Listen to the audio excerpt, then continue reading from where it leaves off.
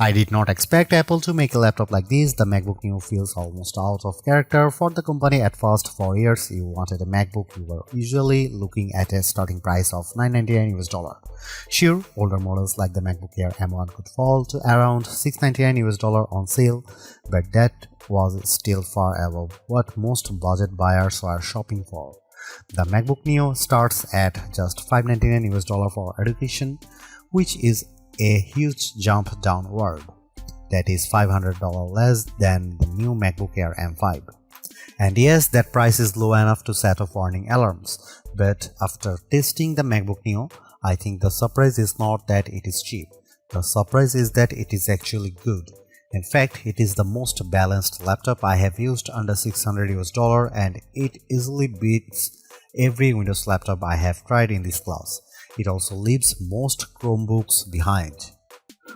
For $599 US, Apple gives you an aluminum body that feels solid and premium, a bright 500 nit display with rich color, and the A18 Pro chip, which is fast enough for everyday work, streaming, browsing, light productivity, and casual game. The side-mounted speakers are also much better than they have any right to be at this price. So, what did Apple give up to make that happen? Where does this laptop fit in the wider market? And should you actually buy it? Let's get into the full MacBook Neo review. The MacBook Neo's performance story is unusual, but it makes sense once you look at the pricing. Instead of using an M series chip, Apple chose the A18 Pro, the same chip that powered the iPhone 16 Pro. On paper, that sounds strange. In practice, it is a smart, cost-saving move.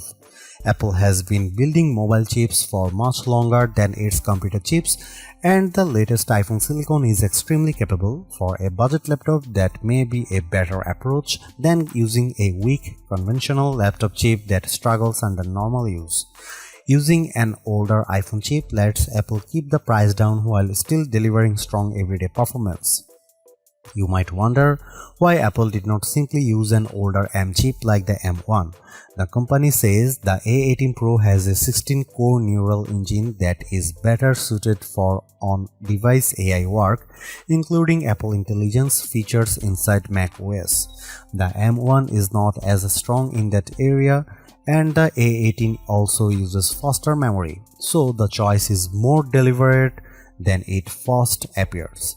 Because the A18 Pro is still a 64-bit ARM chip, you are not getting some limited phone-only system here.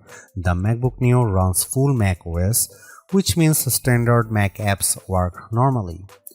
And that matters. This is not a lockdown machine like many Chromebooks, which are limited to a narrower set of apps, or Windows 11s laptops, which are restricted in annoying ways and often push you toward Microsoft Store downloads and Edge browsing.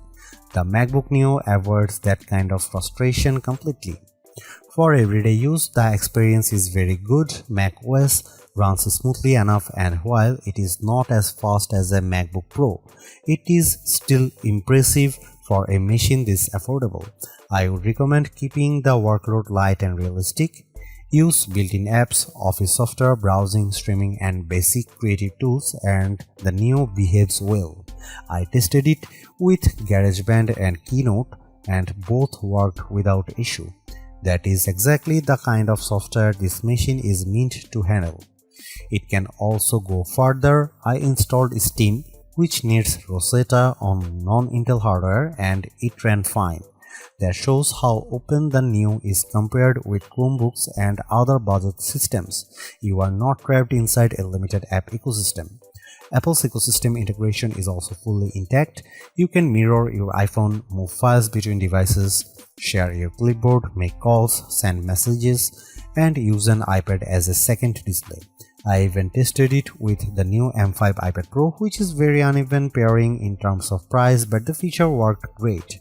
That is one of the best things about the MacBook Neo. It still feels like a real Mac, not a cheaper version of one.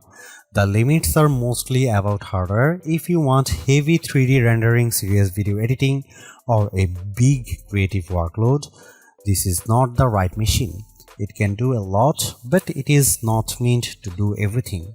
The 8 GB of unified memory is the biggest technical concern. Unified memory is shared across the system and graphics, so once you start opening multiple apps or using more demanding workloads, it fills up quickly.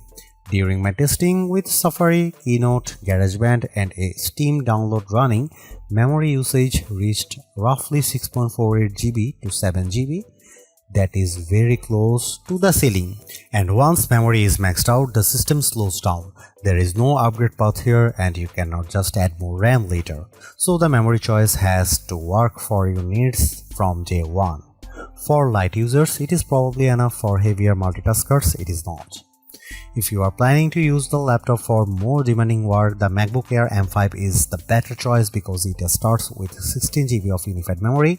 The Neo is a good machine, but it is not built for high-pressure workloads. Gaming is possible too, though not in a high-end way. I got Cyberpunk 2077 running at a playable 30 FPS using the For This Mac preset. It was heavily reduced visually with many settings turned low or off, but the fact that a fanless $599 laptop can do that at all is genuinely impressive. It also plays iPhone and iPad games very well, which makes more sense for this hardware. Overall, the performance is strong for the money. It is good for school, web work, media and light productivity. It is flexible, quiet and more capable than most rivals, but it is still a budget machine and it should be treated like one. One more plus, it is fanless. That means silent operation, which is a big deal when you compare it with budget Windows laptops that often becomes noisy under load. The MacBook Neo is the best budget laptop you can buy right now. It sits at the higher end of the budget category, but the quality gap between it and most Windows laptops or Chromebooks at the same price is hard to ignore. The MacBook Neo looks better, feels better, and performs better in daily use. The display is excellent, the speakers are unusually good, and the overall experience feels far more premium than the price suggests. What Apple really nailed here is the software side. This is not a watered-down Mac experience. You still get full Mac OS, broad app support, and the normal Apple ecosystem features that makes MacBooks so useful in the first place. Yes, there are compromises. The memory is limited, the keyboard has no backlight, and the USB-C setup is odd. But those trade-offs are easier to accept when the rest of the machine is this well executed. In the end, the MacBook Neo is exactly what a budget MacBook should be. Simple, capable, polished, and worth the money.